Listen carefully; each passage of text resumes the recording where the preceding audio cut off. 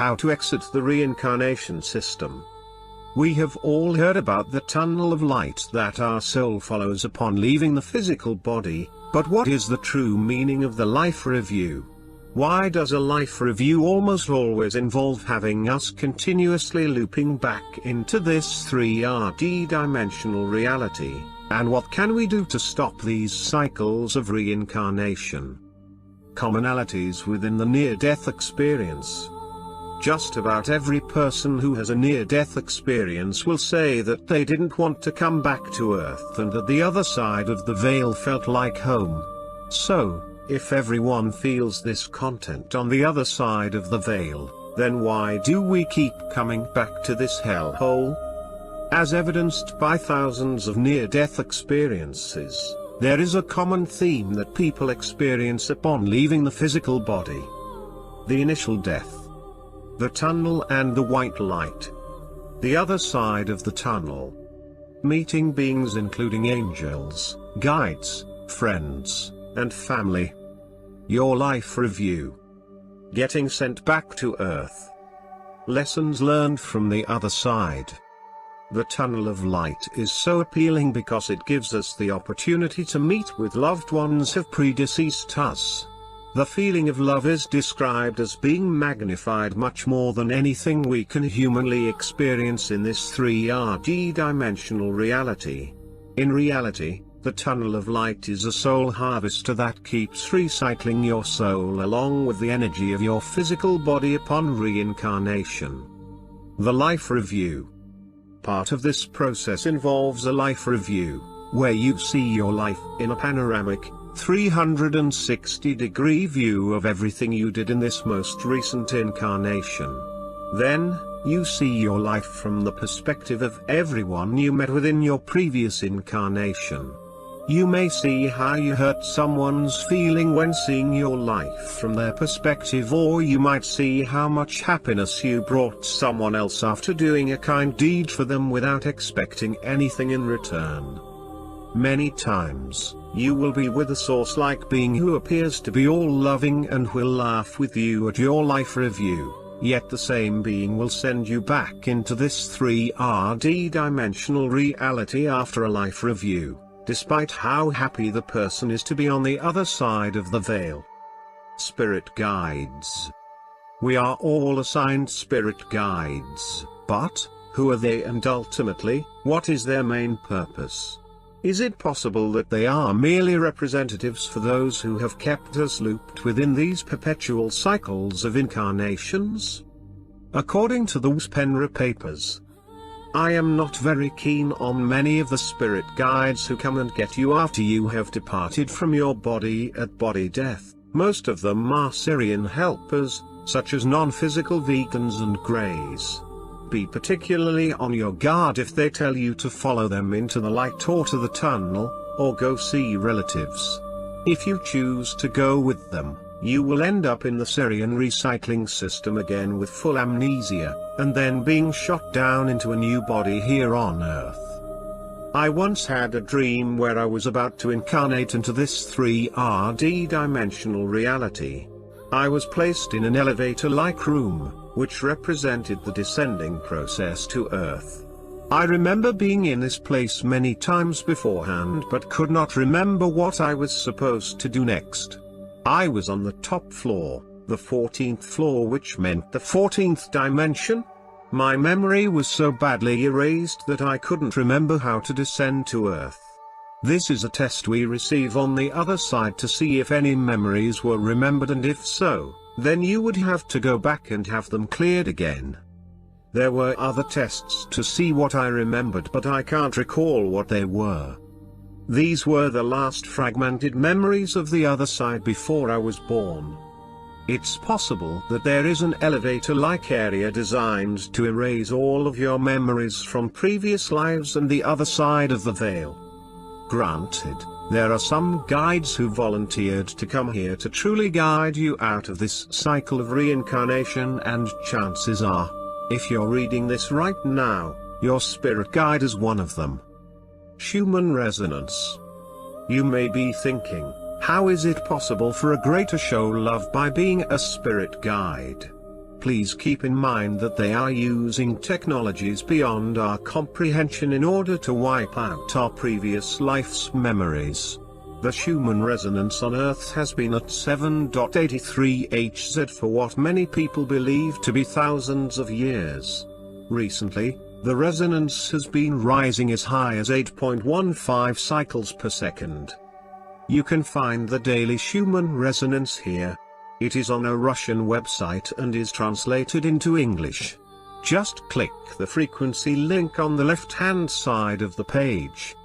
What if the tunnel of light was capable of creating a resonance of 1,000, 10,000 or even 1 million cycles per second? What if the Greys were impervious to the Schumann resonance or were programmed to appear as spirit guides, upon the death of the physical vessel, to convince us to enter the tunnel of light? At this point in time, you would feel immense love and would innately trust them, based on an artificial program designed to keep you trapped in the recycling system of reincarnation. Ultimately, it's not loving that one would feel, it's just another artificial system of control to keep us locked into this current system of negative energy. Past life regression and soul groups. Through past life regressions, we know that all of our past lives are either stored within our cellular DNA and/or within our soul, yet we are unable to immediately retrieve these memories. When under hypnosis, you can remember the most minute details of a past life, but once you come out of hypnosis, you have a hard time remembering what you had for dinner yesterday or who the last person was to call you. Does anyone else find this particularly odd?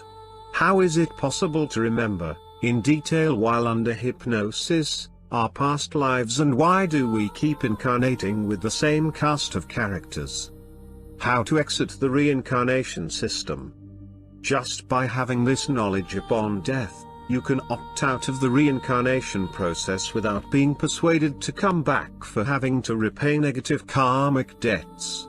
Many of those who have predeceased us have already bought into the system, but if they have not yet reincarnated or have made a soul contract, then they may also be saved from having to do this, yet again. It's truly a brilliant strategy by the Archons to use the energy of love against us in order to keep us coming back as economic slaves to a system that feeds off of our energies. Remember, as above, so below. Just about everything we have been taught is a lie, including why we need to constantly incarnate into a system of economic subservience. Upon death, we take what we have learned, including our personality. We also vibrate at a certain level, so as you increase your vibration now you will take all of your hard work with you. Remember to connect with your oversoul before entering the tunnel of light, or ask your guide to help you to connect to your oversoul. If you wish, you could tell people about the tunnel of light before they enter it. If you enter the tunnel of light, do not allow any counsel to convince you that you need to repay any karmic debt. Any perceived karmic debt was part of what you decided to experience. This doesn't mean that you should have no guilt for intentionally harming someone, because ultimately, we should love everyone and respect everything. If you do decide to come back to help this planet, do not agree to come back to this 3D dimensional reality of systemic control through a soul contract. Come back on your own terms, which includes the remembrances of all previous lives and everything you have learned throughout your incarnations, as well as on the other side of the veil. You could come back into a fifth dimensional version of Earth, but only choose this if you are certain that it is a version that is not under the control of the archaic system. You could also choose to come back as a non-physical guide to the old 3D dimensional system to help others, just as our guides have done.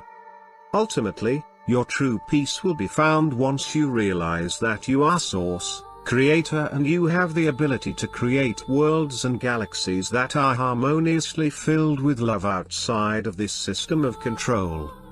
I stumbled upon this video today that shows how the truth is sometimes hidden in plain sight on Star Trek Voyager Coda episode. Please find the time to watch it. The following is an excerpt of the description of this video. The ghost of Janeway's father reappears, trying to convince her that it is over and that there is nothing left there for her anymore. But Janeway is not ready to accept it. Her father tries to convince her that all her attempts to deny the reality of her situation will only hurt her more, for as time wears on, she will realize how potent and destructive loneliness is, seeing the people she loves to move on with their lives without her in it, being forever shut out of their existence. But Janeway is still not convinced, insisting that she is just not ready, that she'd rather be there in spirit than not at all, because a captain doesn't abandon ship. As the ghost of her father keeps pushing her into making the decision to finally leave this world behind, she suddenly sees a vision of looking up at Chakotay and the Doctor, still on the surface of the planet, as if they are still trying to revive her. A second and third vision makes it obvious her experiences in the afterlife are not reality. She realizes that the person lying on the ground on that planet is the real Janeway, and that all the things she has been experiencing since her alleged death is a hallucination. The alien being finally reveals his true identity. He states that his species, at the moment of death, comes to help the dying understand what is happening in order to make the crossing over an occasion of joy. He states that he was being truthful when he said that it was a place of wonder, for it can be whatever she wants it to be. Disguising as her father or generally as someone's loved ones makes the crossing over a much less fearful occasion. Janeway doubts that the alien's real reasons for wanting her in his world have anything to do with everlasting joy, and demands to know what he really wants from her. The alien grabs her, telling her that she must go with him, but Janeway realizes that if he could force her to go, he would have done so already. She finally understands that he needs her to voluntarily agree to go with him, something she refuses to do. The alien being becomes visibly upset, returning to his own realm, but as a last warning states that there will be another time and that he will be waiting, for eventually she would come into his matrix and nourish him for a long, long time. Thank you.